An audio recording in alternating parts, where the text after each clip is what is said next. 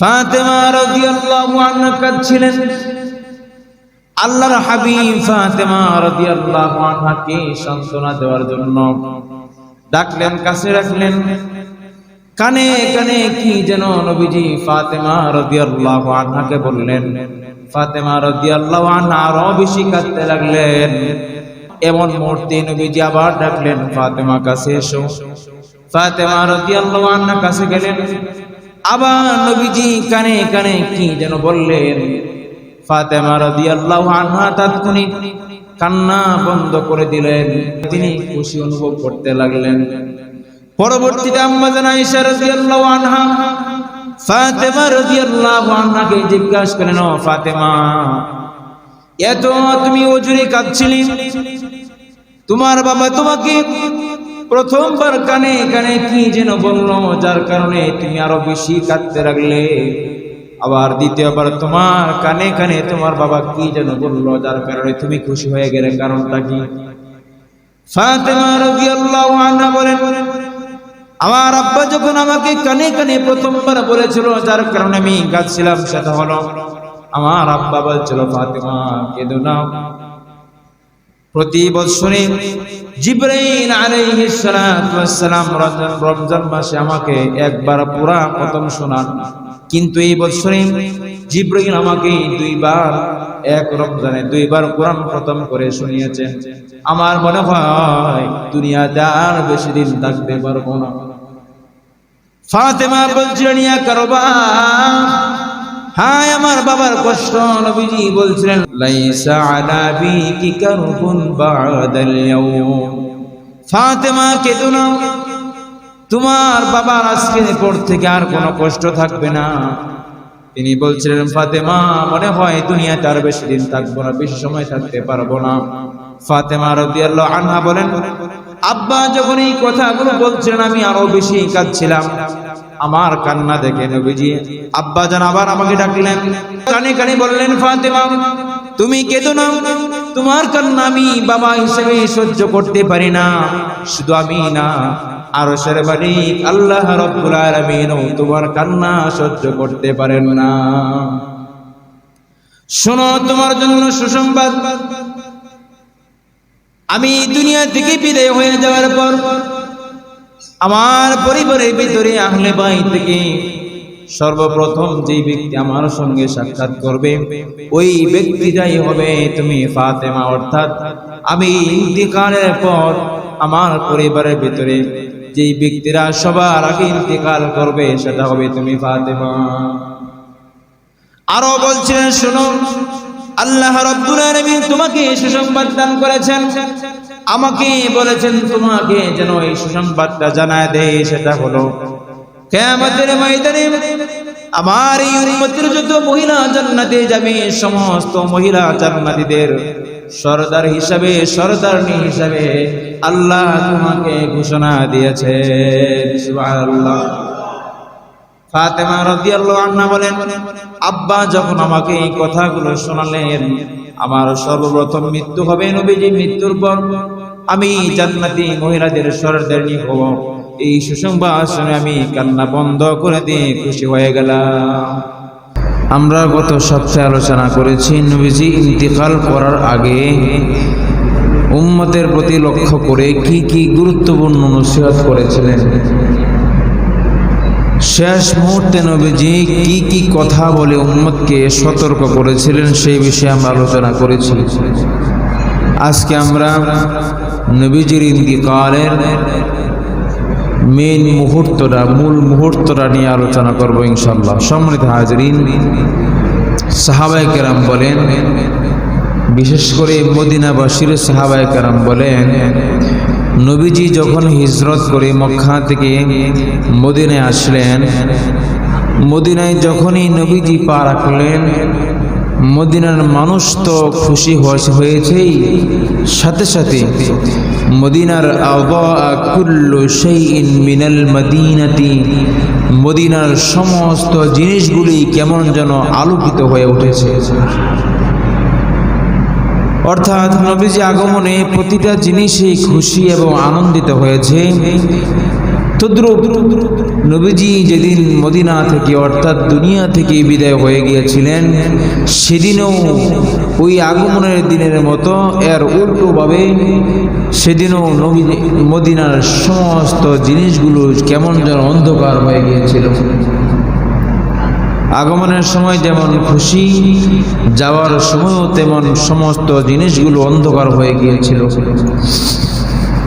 সম্মানিত হাজিরিন, গত সপ্তাহে আমরা আলোচনা করেছি আগ মুহূর্তে কি করেছিলেন নবীজি, কি কথাগুলো বলেছিলেন। শেষে যে কথাটা ছিল সেটা হলো, অন্তিম মুহূর্তে নবীজি বলছিলেন আম্মা জান আয়েশা রাদিয়াল্লাহু আনহাকে যে দেখো আমার ঘরে কি কোনো সম্পদ আছে। আম্মা জান আয়েশা সিদ্দিকা রাদিয়াল্লাহু আনহা বলেছিলেন হ্যাঁ, কয়েকটা দিরহাম দিনার রয়েছে। নবীজি বলছিলেন আনো, এগুলো সদকা করে দাও, কারণ আমি নবী হইয়া আল্লাহর সঙ্গে সাক্ষাৎ করব আর আমার ঘরে সম্পদ থাকবে, এটা নবীর জন্য মানায় না। সম্মানিত হাজিরিন, নবীজি শেষ মুহূর্তে আম্মা জান আয়েশা রাদিয়াল্লাহু আনহার ঘরে ছিলেন। তিনি বলেন একদিন নবীজিকে চাদর দিয়ে মুড়িয়ে আমার ঘরে আনা হলো এবং নবীজি এসে সমস্ত স্ত্রীদেরকে ডাকলেন, সকলকে বললেন দেখো আমি তো অসুস্থ হয়ে পড়েছি, আমার পক্ষে সম্ভব নয় সকলের ঘরে ঘরে পালা বদল করা, আমাকে যদি তোমরা অনুমতি দাও তাহলে আমি আয়েশার ঘরে থাকতে চাই। এভাবে নবীজি আয়েশার রাদিয়াল্লাহু আনহার ঘরে থাকলেন। আয়েশা আম্মা জান আয়েশা রাদিয়াল্লাহু আনহা বলেন আমি নবীজির সেবা যত্ন করতে লাগলাম, যদিও আমি পূর্বে কোনো অসুস্থ রোগীর সেবা যত্ন করি নাই। এভাবে নবীজির অসুখ আস্তে আস্তে বাড়তে লাগে। একদিন এশা নামাজের সময় নবীজি মসজিদে যাবেন, নামাজ পড়বেন, এমন মুহূর্তে অসুস্থ বেড়ে যায়, নবীজি বেহুশ হয়ে পড়ে যান। কিতাবে লেখে নবীজি যখন হুঁশ ফিরে পান তখন নবীজি বললেন এখন কোন সময় চলছে, কোন নামাজের সময় চলছে। সাহাবায়ে কেরাম উত্তর দিলেন এখনো এশার সময় চলছে। নবীজি আবার পবিত্রতা হাসিল করলেন, আবার নামাজের জন্য রওনা করবেন, এমন সময় আবার বেহুশ হয়ে পড়ে যান। এভাবে নবীজি তিনবার হলো। শেষ পর্যন্ত নবী আলাইহিস সালাতু ওয়াস সালাম আমিরুল মুমিনিন সিদ্দিক আকবর রাদিয়াল্লাহু আনহুকে ইমামতির দায়িত্ব দিয়ে বললেন তুমি নামাজ পড়াও মানুষদেরকে নিয়ে। যখনই আবু বকর সিদ্দিক রাদিয়াল্লাহু আনহু নামাজ পড়াতে শুরু করলেন, সমস্ত সাহাবায়ে কেরাম কান্নায় ভেঙে পড়লেন, কারণ তাদের বোঝার বাকি ছিল না যে আজকে যেহেতু নবীজির মুসল্লায় ইমামতির মুসল্লায় আবু বকর সিদ্দিক দাঁড়িয়েছে, আর মনে হয় নবীজি ইমামতির মুসল্লায় দাঁড়াতে পারবেন না। এভাবে সাহাবায়ে কেরাম কান্না ভেঙে পড়লেন। আস্তে আস্তে নবীজি আরো অসুস্থতা বাড়তে লাগল। নবীজি ইন্তিকাল করেছিলেন সোমবার দিন সকালবেলায়, মনে করেন আমাদের ঘড়ি অনুযায়ী 10টা-11টার সময়। তো ওই দিন ফজরের সময় নবীজি জানালা পর্দা সরিয়া উম্মতের নামাজের দৃশ্য দেখতে চাইলেন। আম্মা জান আয়েশা রাদিয়াল্লাহু আনহা বলেন নবীজি যেদিন ইন্তেকাল করবেন ফজরের সময় মানুষদের মুসল্লিদের মসজিদে নববীতে সাহাবায়ে কেরামের নামাজের দৃশ্য দেখার জন্য পর্দাটা উঠালেন। পর্দা উঠিয়ে নামাজের দিকে তাকায় রইলেন। সাহাবী বলেন নবী সেদিন নামাজের দিকে তাকালেন, যেন কোরআনে পৃষ্ঠার মতো নবীজির চেহারাটা ঝলমল করছিল। সাহাবায়ে কেরাম অনেক আনন্দিত হয়ে গেলেন, ভাবলেন মনে হয় নবীজি আবার ইমামতির মুসল্লায় দাঁড়াবেন। নবীজি ইশারায় বলে দিলেন না তোমরা নামাজ শেষ করে নাও। আর একটা রাতে আছে নবীজি সেই দৃশ্য দেখে অত্যন্ত খুশি হলেন, খুশিতে চোখের পানি বেয়ে বেয়ে পড়ছিল। আম্মা জান আয়েশা বলেন নবীজি আপনার সাহাবীরা নামাজ পড়ছে, আপনি কাঁদেন কেন? নবীজি বলছিলেন শোনো আয়েশা, মানুষ দুই কারণে কাঁদে, এক হয়তো দুঃখের কারণে কাঁদে অথবা সুখের কারণে কাঁদে। আজকে যে কান্না দেখতেছ এটা কোনো দুঃখের কান্না নয়, এটা হলো সুখের কান্না। যে নামাজের জন্য আমি নবী তায়েফের ময়দানে মার খেয়েছি, উহুদের প্রান্তরে দাঁত মোবারক শহীদ করেছি, যে নামাজ কায়েম করার জন্য আমার ইয়াসার পরিবার শহীদ হয়েছে, আমার চাচা আব্বাস শহীদ হয়েছে, সেই নামাজ আজকে রাষ্ট্রীয় ভাবে মসজিদে নববীতে আমি বিনে আবু বকর ইমামতিতে নামাজ চলছে। এই দৃশ্য দেখার পর আমি নবী হিসাবে এর চেয়ে আর বেশি খুশির কোনো কিছু হতে পারে না।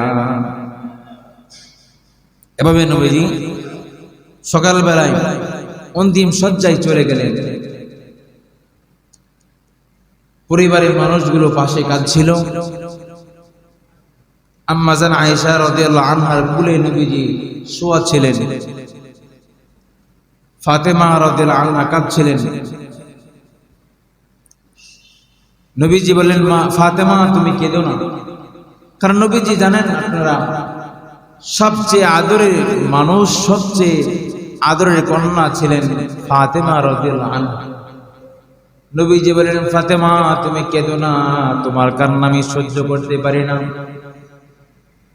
কিতাবে লিখি ফাতেমা রাদিয়াল্লাহু আনহা কাঁদছিলেন। আল্লাহর হাবিব ফাতেমা রাদিয়াল্লাহু আনহাকে সান্ত্বনা দেওয়ার জন্য ডাকলেন, কাছে রাখলেন, কানে কানে কি যেন নবীজি ফাতেমা রাদিয়াল্লাহু আনহাকে বললেন। ফাতেমা রাদিয়াল্লাহু আনহা আরো বেশি কাঁদতে লাগলেন। এমন মুহূর্তে নবীজি আবার ডাকলেন, ফাতেমা কাছে এসো। ফাতেমা রাদিয়াল্লাহু আনহা কাছে গেলেন। আবার নবীজি কানে কানে কি যেন বললেন। ফাতেমা রাদিয়াল্লাহু আনহা তাৎক্ষণিক কান্না বন্ধ করে দিলেন। তিনি খুশি অনুভব করতে লাগলেন। পরবর্তীতে আম্মা জান আয়েশা রাদিয়াল্লাহু আনহা ফাতেমা রাদিয়াল্লাহু আনহাকে জিজ্ঞাসা করলেন, ও ফাতেমা, এত তুমি ওজুরে কাঁদছিলে, তোমার বাবা তোমাকে প্রথমবার কানে কানে কি যেন বললো, যার কারণে তুমি আরো বেশি কাঁদতে লাগলে। আবার দ্বিতীয়বার তোমার কানে কানে তোমার বাবা কি যেন বললো, যার কারণে তুমি খুশি হয়ে গেলে, কারণটা কি? ফাতেমা রাদিয়াল্লাহু আনহা বলেন, আমার আব্বা যখন আমাকে কানে কানে প্রথমবার বলেছিল, যার কারণে আমি কাঁদছিলাম, সেটা হলো আমার আব্বা বলছিল, ফাতেমা কেঁদো না। প্রতি বছরে জিবরাইল আলাইহিস সালাতু ওয়াস সালাম রমজান মাসে আমাকে একবার পুরা খতম শোনান, কিন্তু এই বছরে জিবরাইল আমাকে দুইবার, এক রমজানে দুইবার কোরআন খতম করে শুনিয়েছেন। আমার মনে হয় দুনিয়াতে আর বেশি দিন থাকতে পারবো না। ফাতেমা বলছিলেন, ইয়া কারবা, হায় আমার বাবার কষ্ট। নবীজি বলছিলেন, লাইসা আলা বিকি কারবুন বাদাল ইয়াউম। ফাতেমা কেঁদো না, তোমার বাবার আজকের পর থেকে আর কোনো কষ্ট থাকবে না। তিনি বলছিলেন, ফাতেমা মনে হয় দুনিয়াতে আর বেশি দিন থাকবো না, বেশি সময় থাকতে পারবো না। ফাতেমা রাদিয়াল্লাহু আনহা বলেন, আব্বা যখন এই কথাগুলো বলছিলেন আমি আরো বেশি কাঁদছিলাম।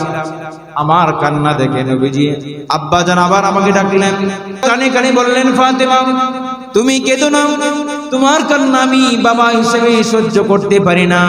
শুধু আমি না, আরশের মালিক আল্লাহ রাব্বুল আলামিন তোমার কান্না সহ্য করতে পারেন না।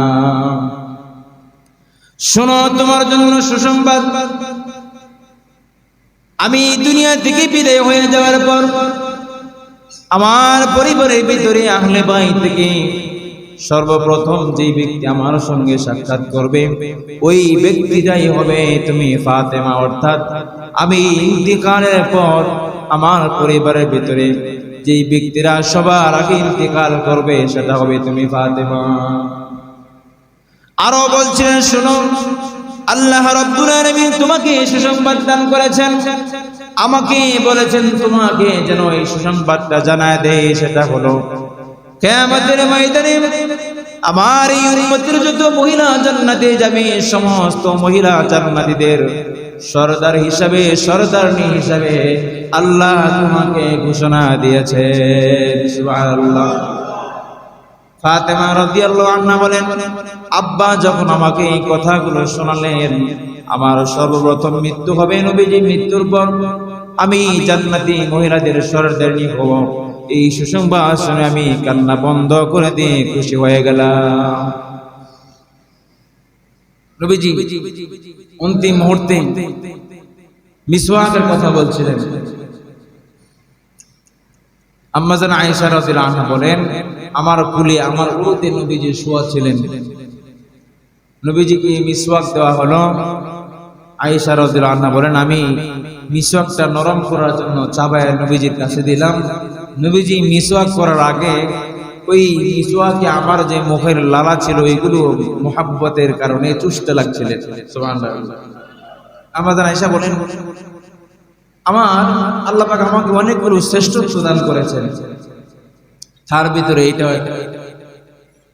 এক নম্বর শ্রেষ্ঠত্ব হলো, আম্মা জান আয়েশা বলেন, আমি এমন এক স্ত্রী নবীজি যার বিবাহের ক্ষেত্রে বিবাহের প্রস্তাব দুনিয়ার কোনো মানুষ না, মালাকুল কোনো ফেরেশতা নয়, স্বয়ং রব্বুল আলামিন নবীজির কাছে প্রস্তাব করেছিলেন। আল্লাহু আকবার। আম্মা জান আয়েশা বলেন, আমার দ্বিতীয়ত শ্রেষ্ঠত্ব হলো আমি এমন স্ত্রী, নবীজির সমস্ত স্ত্রীগুলো ছিল বিবাহিতা স্ত্রী ছিল। আম্মা জান আয়েশা বলেন, আমি একমাত্র স্ত্রী ছিলাম যার আমি কুমারী ছিলাম, অন্যান্য স্ত্রীদের থেকে আমি ভিন্ন ছিলাম। আমি নবীজির কুমারী স্ত্রী ছিলাম। 9 বছর বয়সে নবীজির সঙ্গে বিবাহ হয়, 13 বছর বয়সে নবীজির সঙ্গে ঘরে চলে আসলাম। আরেকটা শ্রেষ্ঠত্ব হলো, আম্মা জান আয়েশা রাদিয়াল্লাহু আনহা বলেন, আমার ব্যাপারে নবীজি বলেছেন, ইন্না ফাদলা আয়েশাতা আলা নিসাই কাফাদলিস সারিদি আলা সাইরিত তুআম। আল্লাহর হাবিব আমার ব্যাপারে বলেছেন, দুনিয়ার ভিতরে খাবার ভিতরে সবচেয়ে উন্নত খাবার হলো, সবচেয়ে শ্রেষ্ঠ খাবার হলো সারি খাবার, আর মহিলাদের ভিতরে স্ত্রীদের ভিতরে সবচেয়ে শ্রেষ্ঠ স্ত্রী হলো আমার আয়েশা। আম্মা জান আয়েশা বলেন, আরো বলেন, আমার শ্রেষ্ঠত্বের 5 নম্বর হলো, আমি নবীজির সঙ্গে এক খাতার নিচে শুয়েছিলাম। এমন মুহূর্তে জিবরাইল আলাইহিস সালাম ওহী নিয়ে আসলেন, আর আমি সচক্ষে নবীজির উপর ওহী নাযিল হওয়ার বিষয়টা পর্যবেক্ষণ করলাম। 6 নম্বরে তিনি বলেন, আমি এমন স্ত্রী যে নাকি হুজুর সাল্লাল্লাহু আলাইহি ওয়াসাল্লামের উপর ওহী নাযিল করতেন, ওহী নিয়ে আসতেন যে ফেরেশতা জিবরাইলকে সচক্ষে দেখেছি। সুবহানাল্লাহ। 7 নম্বরে তিনি বলেন, আমি এমন স্ত্রী যার পবিত্রতার ব্যাপারে লম্বা ঘটনা শেষ মুহূর্তে আল্লাহ রাব্বুল আলামিন আয়েশা রাদিয়াল্লাহু আনহা বলেন, কোন স্ত্রীর ব্যাপারে, কোন স্ত্রীর পবিত্রতার ব্যাপারে আল্লাহ রাব্বুল আলামিন আয়াত নাযিল করেন না, তবে আমি আয়েশার ব্যাপারে, আমার পবিত্রতার ব্যাপারে আল্লাহ রাব্বুল আলামিন কুরআনুল কারীমে একাধিকবার আয়াত নাযিল করে দিয়েছেন। আল্লাহ পাক আয়েশার ব্যাপারে আয়াত নাযিল করে বলেন, ইন্নাল্লাযীনা জাউ বিল ইফকি উসবাতুম মিনকুম, যারা আয়েশার ব্যাপারে মিথ্যা অপবাদ দিয়েছে, আল্লাহ পাক বলেন, তোমাদের ভিতরে একদল যারা আয়েশার ব্যাপারে, তোমাদের ব্যাপারে মিথ্যা অপবাদ দেয়, লা তাহসাবুহু শাররাল লাকুম বাল হুয়া খায়রুল লাকুম, এটা তোমাদের জন্য কল্যাণকর নয়, বরং এটা তোমাদের জন্য কল্যাণকর। আল্লাহ পাক আরো বলেন, লিকুল্লি মারইন মিনহুম মাকতাসাবা মিনাল ইসমি ওয়াল্লাযী তাওয়াল্লা কিবরাহু মিনহুম লাহু আযাবুন আযীম। আল্লাহ পাক বলেন, তোমাদের ব্যাপারে যারা মিথ্যা অপবাদ দিয়েছে, তাদের ভিতরে যারা লিডার ছিল, যারা বড় ভূমিকা পালন করেছে, তাদের জন্য কঠিন এবং যন্ত্রণাময় শাস্তি রয়েছে। আম্মা জান আয়েশা বলেন, আল্লাহ পাক আমার জন্য আয়াত নাযিল করে আমার পবিত্রতা ঘোষণা করেছেন। 7 নম্বর 8 নম্বর শ্রেষ্ঠত্ব হলো, নবীজি বিদায়ের সময় শেষ মুহূর্তে যে পানাহার করেছিলেন সেটা হলো আমার মুখের লালা। আল্লাহু আকবার পড়েন। 8 নম্বর 9 নম্বরে আম্মা জান আয়েশা রাদিয়াল্লাহু আনহা বলেন, নবীজি যখন দুনিয়া থেকে বিদায় হয়ে যাবেন, কোন বালিশের উপর মাথা রাখেন নাই। আমি একমাত্র স্ত্রী যার কোলে নবীজি দুনিয়া থেকে বিদায় নিয়েছে। আর অনেক শ্রেষ্ঠত্ব আছে। যাও, এবার আসুন নবীজির ইন্তিকালের মুহূর্তটা। সবাই কাঁদছিলেন, লম্বা ঘটনা। হঠাৎ করে মালাকুল মউত দরজায় নক করছে। নবীজি বলেন, ফাতেমা দরজা খুলে দাও। ফাতেমা রাদিয়াল্লাহু আনহা দরজা খুলে, এই যে কথাগুলো বলছি এখন, এই কথাগুলো সহিহ হাদিসে নয়, বরং তাবরানীর কিতাবে একটা যায়ীফুল হাদিসে বর্ণিত। ফাতেমা রাদিয়াল্লাহু আনহা বলছেন, আব্বা, দরজার সামনে এমন এক লোক দাঁড়ায় আছে, আকাশ বরাবর দেহ, যাকে আমি আর কখনো দেখি নাই। আমাদের বাড়ি প্রতিটা মেহমানকে আমি চিনি, যে সমস্ত মানুষ আপনার কাছে আসে সকলকে আমি চিনি। আব্বা জান, তবে আজকে যে লোকটা আমাদের দরজার সামনে দাঁড়ায় আছে, ওই লোকটাকে আমি কখনো দেখি নাই। নবীজি বলছিলেন, শোনো, আজকে যে লোকটা তোমার সামনে, তোমার ঘরের সামনে দাঁড়ায় আছে, এই লোকটা কোনোদিন তোমার দরজার সামনে আসে নাই। তুমি চিনবেই বা কিভাবে? সে হলো মালাকুল মউত। সে এমন এক ফেরেশতা যে যার দরজায় আসলে কখনো খালি হাতে ফিরে যায় না। আম্মা জান ফাতেমা রাদিয়াল্লাহু আনহা বলছিলেন, এক রিওয়ায়াতে আছে তিনি দরজা খুলতে দিচ্ছিলেন না। নবীজি বলছিলেন, ফাতেমা শোনো, আজকে তোমার দরজার সামনে যে মেহমান দাঁড়ায় আছে, তুমি দরজা খোলো বা না খোলো, সে কখনো তোমার অনুমতির দিকে লক্ষ্য করবে না, তোমার অনুমতির তোয়াক্কা করবে না, সে তার কাজ করবে। এক মুহূর্তে মালাকুল মউত নবীজির সামনে হাজির হয়ে গেল। মালাকুল মউত বলছিল, আসসালামু আলাইকা ইয়া রাসূলুল্লাহ। ওগো নবীজি, আপনার উপর শান্তি বর্ষিত হোক। তবে আল্লাহ পাক আমাকে পাঠিয়েছেন আপনার কাছ থেকে অনুমতি নেওয়ার জন্য। আপনি যদি দুনিয়াতে থাকতে চান, আমি প্রথমে যে হাদিস পাঠ করেছি, নবীজি বলেন, ইন্নী ক্বাদ উতীতু মাফাতিহা খাযাইনিদ দুনিয়া ওয়াল খুলদ ফিহা সুম্মাল জান্নাহ।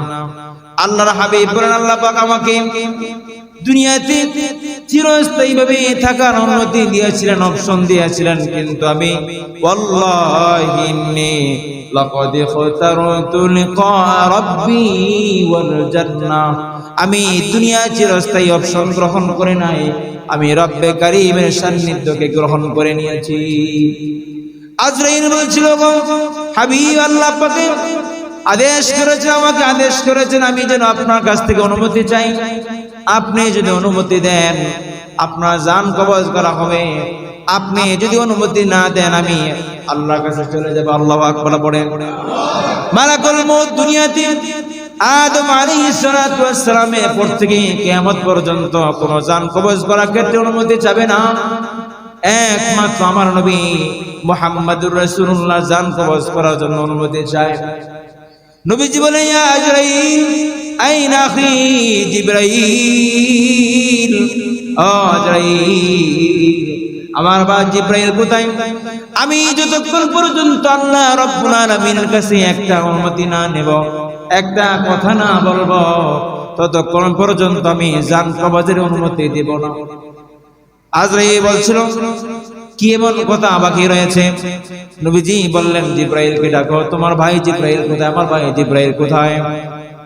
আজরাইল বলেছিল, হুয়া ফিস সামাইল উলা। সে তো প্রথম আকাশে। তাৎক্ষণিকভাবে জিবরাইল আলাইহিস সালাম সমস্ত পাখাগুলো জাপটা দিয়ে নবীজির সামনে হাজির হয়ে যায়। নবীজি বলে, আখি জিবরাইল, আল্লাহর কাছে একটা কথা বলে আসো। কিতাবে লেখে এমন সময় জিবরাইল আলাইহিস সালাম নবীজির দিকে তাকায়া কান্না করছিলেন। নবীজি জিজ্ঞাসা করে, ও জিবরাইল, মা তাবকি, তুমি কেন কাঁদো? নবীজিও কাঁদছিলেন। জিবরাইল বলে, ও নবীজি, আপনি কেন কাঁদেন? জিবরাইল বলেন, ও নবীজি, আমি আপনার পূর্বে অনেক নবীর কাছে একবার, দুইবার, তিনবার, 10 বার, 7 বার, 100 বার, 300 বার, 500 বার ওহী নিয়ে এসেছি, কিন্তু আপনি এমন সাইয়্যিদুল মুরসালিন খাতামুন নবী, আপনার কাছে একবার নয়, দুইবার নয়, 24,000 বার ওহী নিয়ে এসেছি। আল্লাহু আকবার করে আপনি আজকে থেকে দুনিয়া থেকে বিদায় হয়ে যাবেন, এই কষ্ট আমি সহ্য করতে পারি না। আপনি উহুদের প্রান্তরে, আমি আপনার সঙ্গে উহুদের প্রান্তরে ওহী নিয়ে নাজিল হয়ে গেলাম। আপনি বদরের প্রান্তরে, আমিও বদরের প্রান্তরে চলে গেলাম। তায়েফের ময়দানে, আমিও তায়েফের ময়দানে। আপনি মরুভূমিতে, আমিও মরুভূমিতে। আপনি রান্না করে, আমিও রান্না করে। কিন্তু আজকে যখন দুনিয়া থেকে বিদায় হয়ে যাবেন, আমি আর আপনার কাছে ওহী নিয়ে আসতে পারবো না, এই জন্য কাঁদছি। ওগো নবীজি, আপনি কেন কাঁদছেন? হাবিব বলে, আমি ইন্তিকালের পরে আমার এতিম উম্মতের দায়ভার কে নিবে? আমি ইন্তিকালের পরে আমার এতিম উম্মতের খবরদারি কে করবে? আল্লাহ রাব্বুল আলামিনের কাছে তুমি বলো, আমার এতিম উম্মতের দায়িত্ব কে নিবে? এই কথাটা জানতে চাই। জিবরাইল আলাইহিস সালাম চলে গেলেন। ওগো মালিক, আপনার হাবিব বলছে যতক্ষণ পর্যন্ত একটা কথার উত্তর না দিবেন, ততক্ষণ পর্যন্ত মালাকুল মউতকে জান কবজের অনুমতি দিবেন না। আল্লাহ বলেন, কি এমন কথা? আমি তো আমার হাবিবের সমস্ত কথাগুলো, সমস্ত আবদারগুলো পূরণ করেছি, কি এমন কথা শেষ বেলায়? জিবরাইল বলে, ওগো মালিক, আপনার হাবিব বলছেন উনি দুনিয়াতে বিদায় হয়ে যাওয়ার পর তার এতিম উম্মতের খবরদারি কে করবে? আল্লাহ রাব্বুল আলামিন জিবরাইলকে বলে দিলেন, যাও আমার হাবিবকে বলে দাও, আপনি যখন দুনিয়া থেকে বিদায় হয়ে যাবেন, আপনার এতিম উম্মতের দায়িত্ব আমি আরশের মালিক স্বয়ং রাব্বুল আলামিন নিয়ে নিলাম। আরো জোরে পড়েন না সুবহানাল্লাহ, আরো জোরে পড়েন সুবহানাল্লাহ। নবীজি ইন্তিকালের সময় উম্মতের দায়িত্ব নেওয়ার জন্য কান্না করছিলেন। কেমন নবী উম্মতকে কেমন ভালোবাসে। মানুষ দুনিয়া থেকে বিদায় হয়ে যাওয়ার সময় ছেলে মেয়ে স্ত্রী সন্তানকে ডাকে, বড় বড় গুরুত্বপূর্ণ নসিহত করে, বড় সন্তানকে বলে ছোট ছোট সন্তানকে দেখে রাখার জন্য, সন্তানকে ডেকে বলে ভালো করে চলার জন্য। কিন্তু নবীজি ইন্তিকালের সময় কোন সন্তানকে ডাকে নাই, উম্মতি উম্মতি বলে দুনিয়া থেকে বিদায় গ্রহণ করেছেন।